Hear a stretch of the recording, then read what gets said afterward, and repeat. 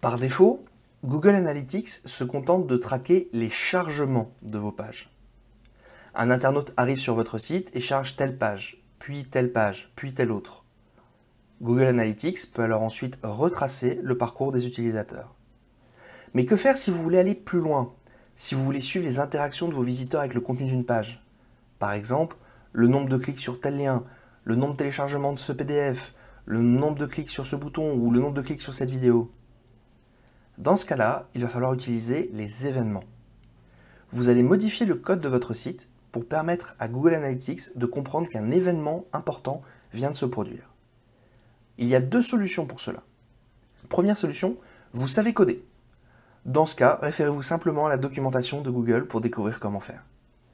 Deuxième solution, vous ne maîtrisez pas le code, mais vous avez quelques bases en HTML, CSS. Dans ce cas, vous pouvez utiliser Google Tag Manager. Ce service vous permet d'ajouter facilement des codes de tracking sur votre site sans avoir à toucher le code. Et il permet aussi de configurer des événements. Concrètement, vous allez ajouter ce que l'on appelle une balise, qui est composée de l'événement lui-même, c'est-à-dire les informations qui doivent être envoyées à Google Analytics quand l'événement se produit, et d'un déclencheur qui va expliquer quand l'événement se déclenche. Commençons par l'événement. On va choisir comme type de balise Google Analytics, comme type de suivi événement. Un événement contient généralement 4 informations, les 2 premières étant obligatoires. Une catégorie, une action, un libellé et éventuellement une valeur. La catégorie vous permet de regrouper ensemble des événements qui appartiennent à un même groupe, une même famille. Par exemple, les événements liés à la newsletter. L'action, c'est tout simplement l'action qui a été réalisée lors de l'événement.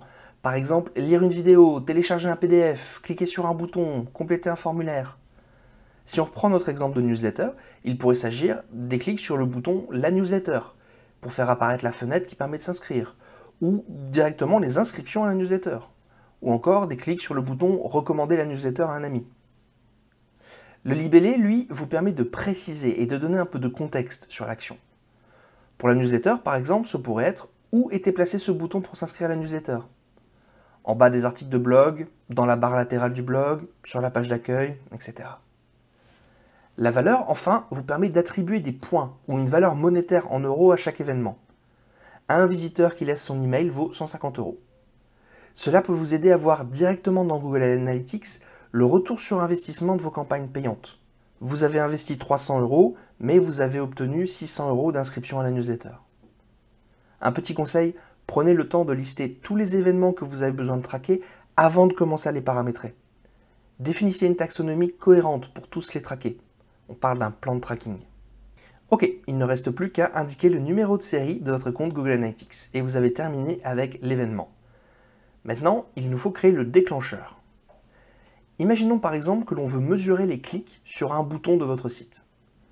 On va sélectionner un déclencheur de type clic, tous les éléments. Et on ne va traquer que certains clics. Google Tag Manager nous offre toute une batterie d'outils pour identifier le bouton que l'on veut surveiller. On pourrait utiliser ce qu'on appelle en HTML la classe ou l'idée du bouton, qui sont utilisés dans le code. On peut aussi utiliser tout simplement le texte qui apparaît à l'intérieur du bouton. On peut même préciser l'URL des pages sur lesquelles l'événement peut se produire. Pour notre bouton, par exemple, on peut soit utiliser la classe button, si aucun élément cliquable sur cette page n'utilise lui aussi la classe button, ou le texte « Inscrivez-moi à cette newsletter ». Par sécurité, on va aussi préciser à Google Tag Manager de ne compter un événement que sur la page newsletter, au cas où le texte « Inscrivez-moi à cette newsletter » soit utilisé sur une autre page du site. Une fois terminé, il suffira d'enregistrer le déclencheur, puis la balise, puis d'envoyer cette nouvelle balise en ligne. Et Google Analytics sera capable de traquer cet événement.